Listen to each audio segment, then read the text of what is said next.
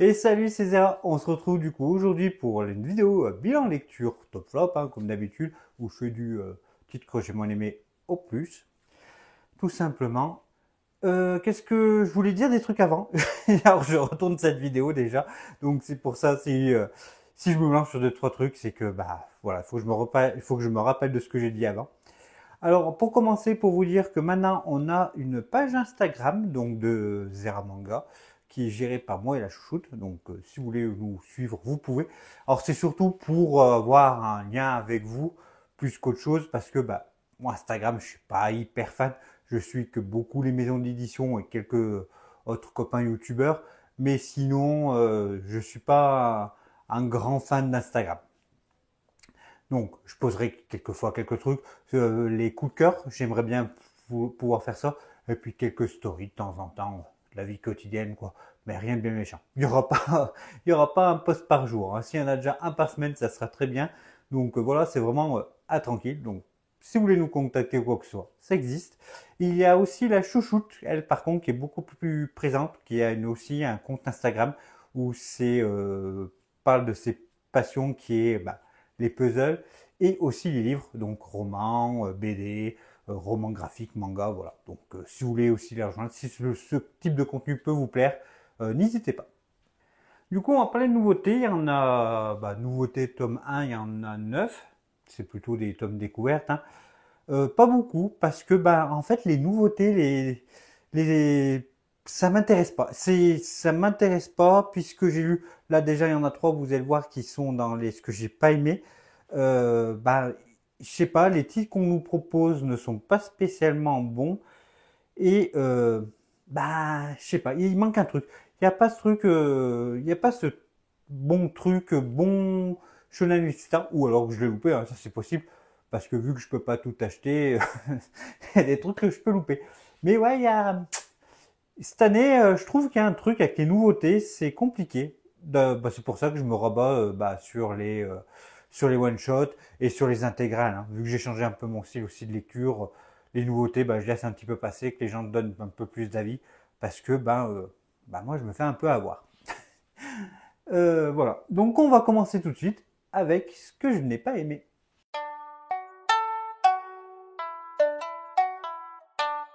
On va commencer avec Sushi Ichi de chez Kododama et c'est de Itsushi Ogawa. Hop.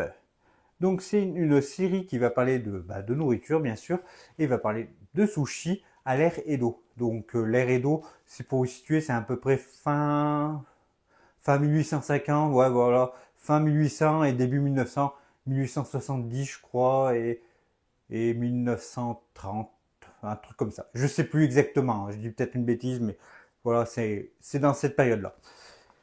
On va voir du coup un restaurateur qui va faire des sushis et qui va faire manger des sushis à différentes personnes, bah, parce que bah, c'est ce type d'histoire. Donc c'est plusieurs petites histoires, à chaque fois il raconte un personnage différent et il va lui faire manger un sushi qui va lui rappeler une personne ou quelque chose. Ça ressemble un petit peu à de la cantine de minuit dans le style, mais moi je trouvais que ça faisait très Food Wars, un peu mal fait. Voilà. Parce que Food Wars, dès qu'il mange quelque chose, bah, ça se met à poil, les machins, voilà, c'est l'extase, etc.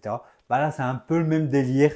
Et c'est pas oufissime. Le dessin est basique. Voilà. Le dessin aurait pu être spectaculaire ou quoi que ce soit, aurait pu aller beaucoup plus loin, mais pas du tout. Par contre, il y a quelque chose qui rattrape le récit que je trouve qui est super bien. C'est le petit documentaire qu'on a à la fin. Alors c'est dommage qu'il soit pas au début parce que vu qu'il raconte un peu l'air Edo, le sushi pendant l'air Edo, etc. Ça aurait pu être une bonne mise en bouche, voilà, pour essayer de thème de la bouffe, mise en bouche pour commencer le manga.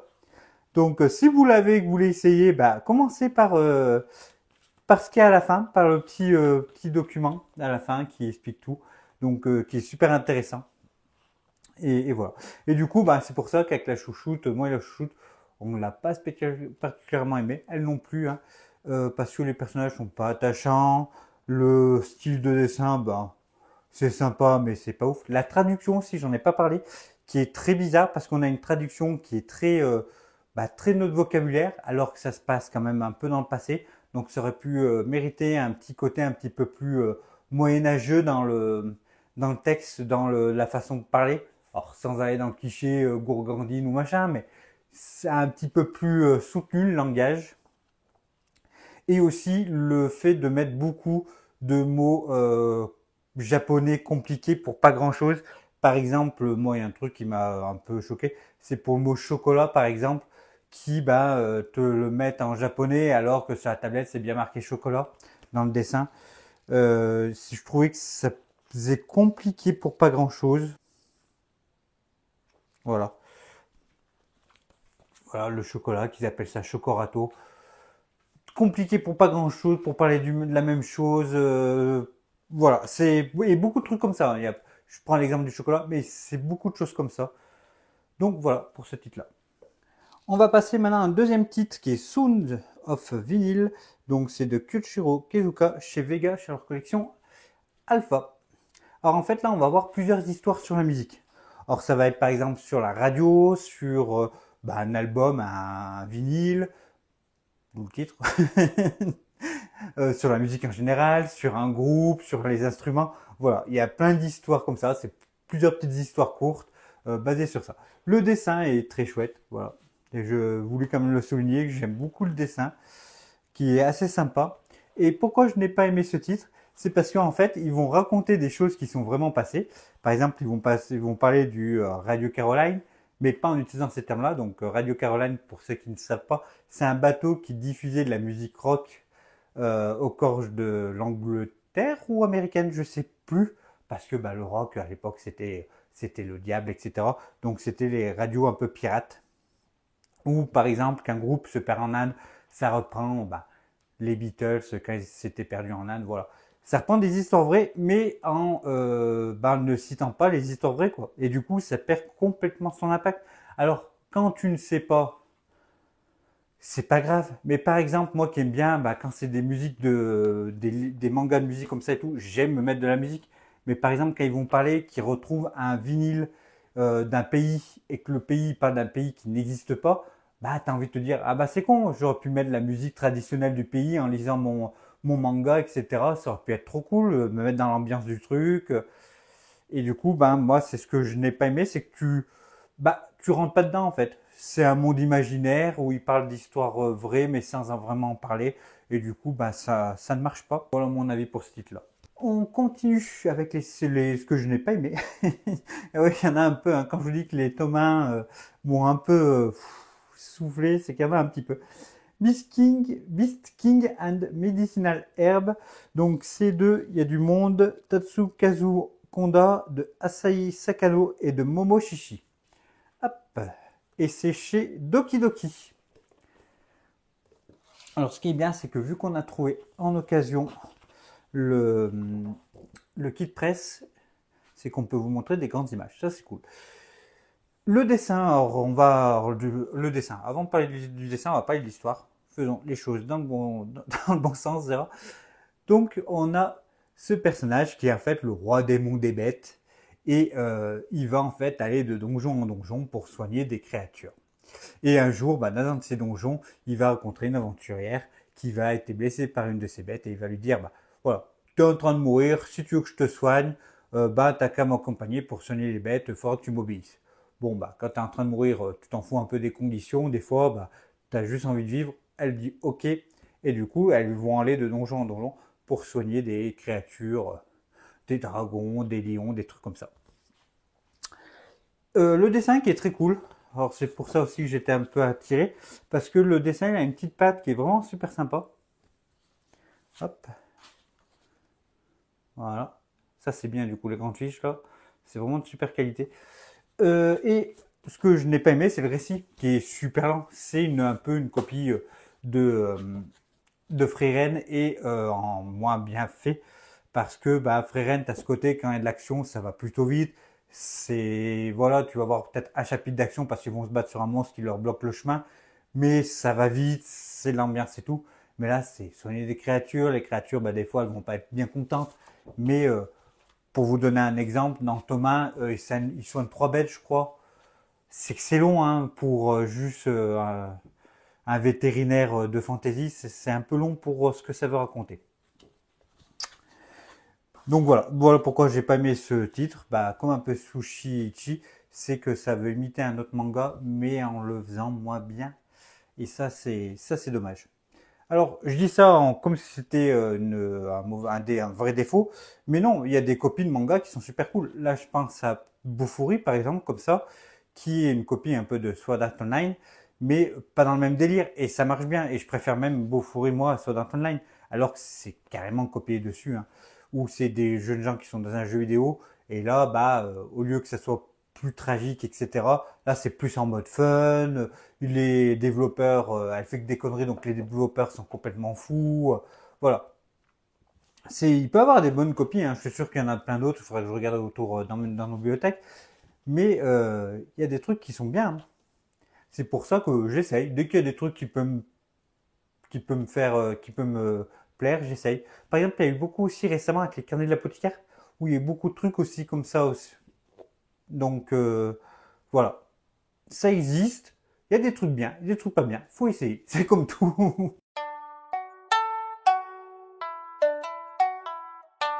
Alors, on va changer de catégorie pour parler de Crayon Shinchan de Yoshito Isui. Donc là, c'est chez Mangetsu. Et c'est leur collection Koten. Donc Koten qui est un petit peu les mangas un petit peu, comment on peut dire ça, patrimoine. Et bah, Shinchan, alors au Japon, c'est super connu, ça existe depuis longtemps. C'est vraiment une institution chez eux. Et chez nous, ben, moi je m'en souviens que quand j'étais petit, Shinchan, donc ça passait à la télé, etc. C'était super cool. Donc Shinchan, c'est un petit garçon qui fait que des bêtises. Il va montrer ses fesses, il va rendre fou sa mère, son père. Voilà, c'est vraiment le petit garçon qui fait connerie sur connerie. C'est de la comédie, c'est pas prise de tête, c'est en quelques cases, etc. En quelques pages. Et c'est juste rigolo. Et bah pourquoi ce titre est en bof, en bof, c'est parce que j'ai grandi. Quand j'étais petit, quand je regardais quand j'étais petit, ça me faisait rire. Mais maintenant, un petit garçon qui monte ses fesses avec mon regard d'adulte, c'est un peu bizarre, quoi. Donc c'est rigolo, mais je me suis pas tapé de grandes barres, etc. Donc je suis quand même bien content d'avoir le tome 1. Mais voilà, j'ai vieilli, malheureusement, j'ai vieilli. Et du coup, ce titre ne me fait plus le même effet quand j'étais plus jeune.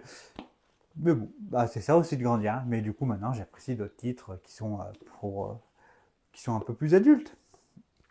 Mais voilà, j'étais content de quand même retrouver au moins le tome 1, de me rappeler un petit peu de ce que j'avais lu quand j'étais petit, c'était cool. Mais voilà, moi, je n'irai pas plus loin.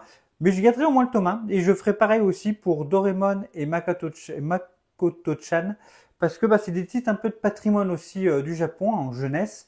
Et que, bah, l'une que je connais pas, à part un peu de nom, et que je n'ai jamais lu. Donc, histoire de découvrir aussi ça, pour la culture, c'est toujours cool.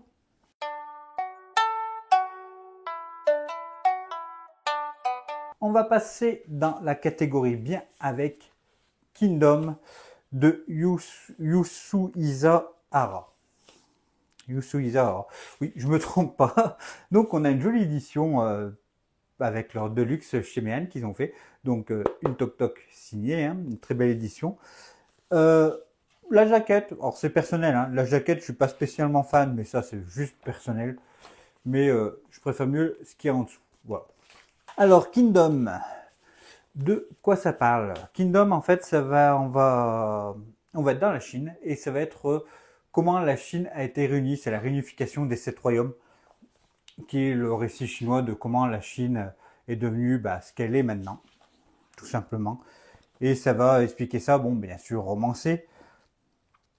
Et ça va être c'est un titre qui est beaucoup apprécié, qui a une forte communauté quand même, qu'il y en a beaucoup qui disent que les dessins sont meilleurs sont plus beaux que du Berserk, que j'ai entendu récemment, qui a une histoire qui est super prenante, etc. Et pourquoi c'est si bas? Parce que ben peut-être que j'en ai trop entendu et que du coup moi ça m'a un peu moins transporté. Alors niveau dessin, il est très beau, ça on peut pas dire le contraire. Mais j'ai pas eu cet effet waouh que j'ai pu avoir par exemple sur Berserk, quand tu ouvres une pleine page. Alors, voilà, c'est quand même, les paysages sont très beaux, hein. Mais j'ai pas eu cet effet de waouh, où je suis resté 5 minutes collé à une page, etc. Et j'ai pas eu non plus cet effet aussi de le dessin te transporte vraiment dans le pays tout de suite. Parce que là, en très peu de temps, tu passes de château à village, de montagne, et puis tu repasses de forêt, de machin. Et les paysages, t'as pas l'impression d'être vraiment transporté.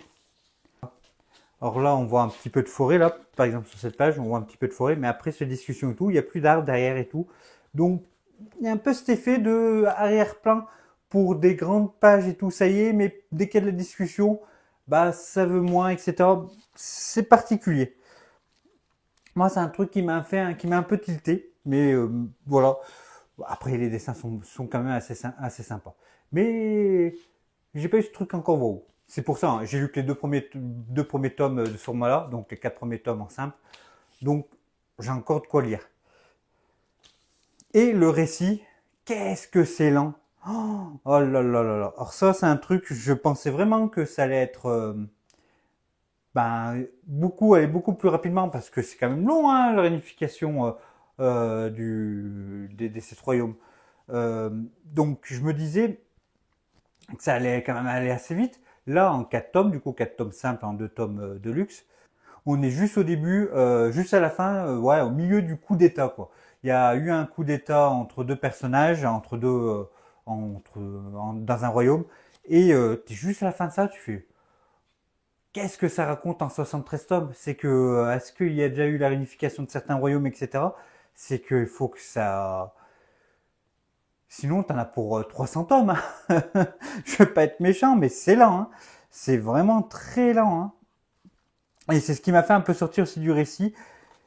Les chara-design des personnages aussi, parce que je viens de voir ce personnage, ils sont trop cool. Les personnages, tu les reconnais très facilement, ils sont super sympas. Mais ouais, moi, Berserk, pour l'instant, Berserk, Kingdom, pour l'instant, mi-figue, mi-raisin. J'ai bien aimé, mais je m'attendais à vachement mieux avec ce qu'on raconte. Alors après aussi, il y a un truc aussi qui m'a fait un peu sortir du récit, c'est que Meian avait prévu de faire tous les 2 mois de sortir les 2 tomes de Kingdom en deluxe, et là ils l'ont pas fait, donc ça fait 1 mois que je n'ai pas lu Kingdom parce que je voulais me lire un tome tous les mois. Comme ça, vu que c'est tous les 2 mois, c'est cool. Comme ça, comme ça j'ai toutes mes lectures, etc. Et ben là, je me sens un peu à voir, donc ça fait 1 mois que je n'en ai pas lu, donc il va falloir que je me replonge dans le tome 2 avant de relire le tome 3. Ça aussi, ça rentre aussi dans mon jugement, c'est Kingdom, ça aussi. Parce que du coup, je suis plus autant dans le récit qu'il y a 1 mois. Et non, c'est bien. Je vais le laisser. Je vais quand même attendre parce que jusqu'au 6e tome de luxe, donc ça ferait 12 tomes en simple, pour me donner vraiment un bon gros avis si je continue ou pas la série. Parce qu'il y a 72 ou 73 tomes, peut-être même plus. Et si c'est juste pour un titre que j'aime moyennement, avoir 30, presque 40 volumes comme ça à 20 euros, voilà, je suis pas super emballé. Donc j'attends. Pour l'instant, mon avis est pas super définitif. J'attends un peu. De toute façon, j'ai l'abonnement, donc je vais attendre mes tomes. Mais je m'attendais à beaucoup mieux. On va passer à Hellsing de Kota Hirano chez Delcourt Tonkam. Et là encore, on a une belle édition du Tok Tok, du signé. On a bien servi, surtout pour le prix, pour 16 euros. Alors après, voilà, on a un joli emballage, mais ce qui est dedans en termes d'édition, c'est qu'on a juste pris les 2 volumes et on les a collés. Alors, je m'explique, par exemple, quand tu termines le tome 1 d'une version simple, tu as souvent la postface et des bonus. Hop. Et là, du coup, c'est pareil, c'est qu'au milieu de ton manga, tu as la postface et les bonus juste avant. Et ça, du coup, c'est dommage, ça te sort complètement du récit. Ils auraient dû, si quitte à retravailler l'édition, de les mettre à la fin. En disant, voilà, c'est la postface du tome 1 avec les bonus du tome 1. Là, ça fait, ça te coupe dans ton délire. C'est particulier, du coup. Et sinon, Hellsing, de quoi ça parle? Ça parle d'une histoire de vampires. On va avoir une organisation que eux doivent tuer des vampires, mais dans leur rang, ils ont un vampire, Alucard, qui va tuer les autres vampires. Voilà. C'est déjà vu, c'est du classique. Et C'est de la fantasy avec un trait très noir, très sombre. J'aime beaucoup le chara design des personnages. Et voilà, c'est pour ça, pour ces classiques, j'ai vu l'animé quand j'étais plus jeune, quand j'étais adolescent. J'avais bien aimé. Bon, replonger dans la série, c'est cool. Surtout que ça va être en 5 tomes. Donc j'ai bien aimé le tome 1. Je vais m'attendre d'avoir les 5 tomes. Et puis après, je me ferai toute la série. Comme je fais maintenant. C'est un peu le rythme de lecture que j'ai pris maintenant. Mais non, c'est assez sympa. C'est vraiment c'est très cool si vous aimez la fantasy. C'est le fantastique. Parce que, alors ça aussi, je vais vous apprendre peut-être un truc. C'est la fantasy et le fantastique, la différence, c'est que la fantasy, c'est dans un autre monde. Le Seigneur des Anneaux, c'est dans un autre monde. Mais le fantastique, ça va se dérouler dans notre monde. Mais avec des événements un petit peu, voilà, bah là, comme Dracula. Donc, par exemple, Harry Potter. Harry Potter, ça se passe dans notre monde, mais il y a de la magie qui est cachée dans notre monde. Voilà. Si vous voulez retenir la différence entre fantasy et fantastique, moi c'est comme ça que je fais. Si je fais Le Seigneur des Anneaux, Harry Potter, pour l'instant ça marche. C'est la chouchoute qui m'a appris.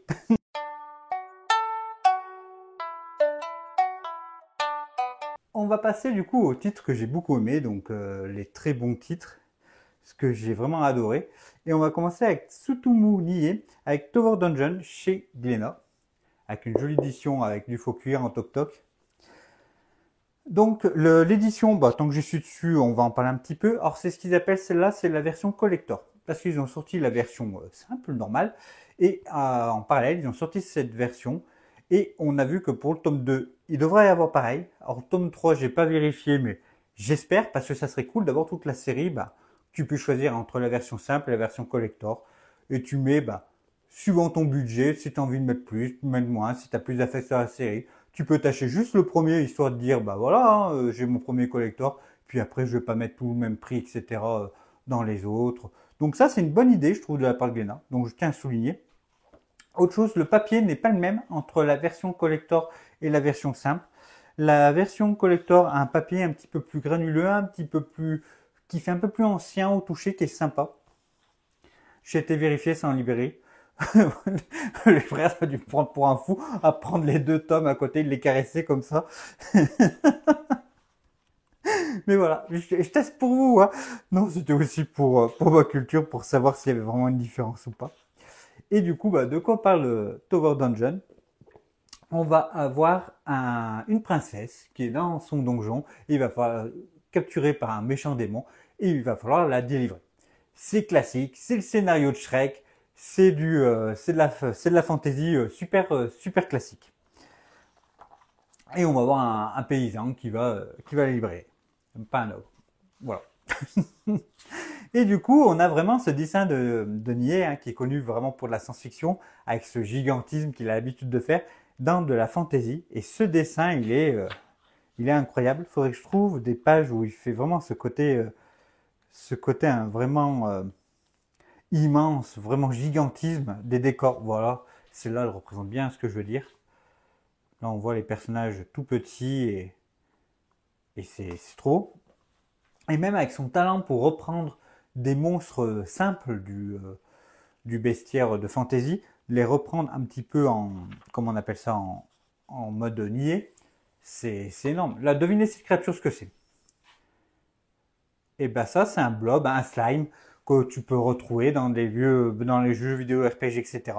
Et avec son trait, son côté, franchement, j'ai jamais vu un slime comme ça, c'était trop bien. Quand j'ai vu ça, j'ai fait, waouh, c'est trop cool. Et j'aimerais aussi vous montrer le dragon. Il est là. Voilà, les dessins fantastiques. Pour une histoire qui est toute bateau. Et ça, c'est ce qui va bien avec, parce que tu as vraiment du coup, le récit, vu qu'il est basique, tu t'y attardes pas dessus. Du coup, tu t'attardes vraiment sur les dessins. Et c'est ce que j'apprécie avec ce titre. C'est vraiment le dessin te transporte vraiment par rapport plus qu'au récit qui est vachement bateau. Et là, moi, j'ai qu'une hâte, c'est de lire le tome 2, le tome 3, la suite, parce que j'ai vraiment aimé ce récit-là. Alors que c'est basique, hein, mais c'est fait d'une main de maître, bien traité. Donc voilà. Donc voilà ce que j'ai pensé de Tower Dungeon. On passe avec Couteau et Piment Vert de Yuki Isaya. Donc c'est édité chez le Lézard Noir. Donc cette fois, on va se retrouver au Japon d'après-guerre, donc en 1950, 21, je crois, si je me trompe pas. Bon, voilà. Et on va voir une maison, un restaurant qui est en train de couler. Et ben, la mère et la tante, ben, tout ce qu'ils trouvent comme solution, parce que les hommes sont morts à la guerre, etc., c'est ben, de marier leurs filles, de marier les filles de la maison pour dire, bah voilà, il va falloir trouver quelqu'un, un mari qui puisse aider, qui puisse refaire en sorte que le restaurant soit mis sur pied. Et ils vont marier la jeune fille avec un jeune homme d'un gros groupe hôtelier. Donc le mariage arrangé, etc. Et la jeune fille est amoureuse de quelqu'un d'autre et elle va se barrer. Et du coup, il reste que la sœur aînée qui est beaucoup plus vieille, hein, qui a 34 ans et qui va se retrouver mariée à un petit jeune de 19 ans. Et il va y avoir déjà ce côté, il va falloir que ça apprenne à se connaître, malgré la différence d'âge aussi. Il y a tout ce côté-là. Et en plus, il va y avoir aussi le petit jeune, vu que c'est le dernier de la famille hôtelière, il est un peu considéré un petit peu, voilà, hein, t'es le dernier, on s'en fout un peu de toi. Et il va y avoir toute cette construction de relations, parce que ils ne s'aiment pas, ils se connaissent pas, ils sont mariés, mais c'est juste pour le profit, quoi. Et aussi, on a un Japon aussi, les femmes sont un peu mal considérées parce qu'elles voudraient reprendre le restaurant de son père, mais les femmes ne peuvent pas être cuisinières. Donc, il y a toute cette histoire et tout, et c'est super intéressant. C'est vraiment bien. Les repas sont cool parce que ça va parler de beaucoup de bouffe, il va y avoir pas mal de recettes. Pour tout vous dire, j'ai enchaîné les 5 tomes, j'ai beaucoup aimé. Le dessin est très sympathique. Et puis tout ce contexte de guerre, d'après-guerre, qui est sympa de voir la femme au Japon qui se bat, hein, pour ses rêves, etc. C'est super sympa. Donc je vous conseille. Je crois qu'il y a 6 ou 7 tomes pour l'instant. Et c'est super sympa, Couteau et Piment Vert.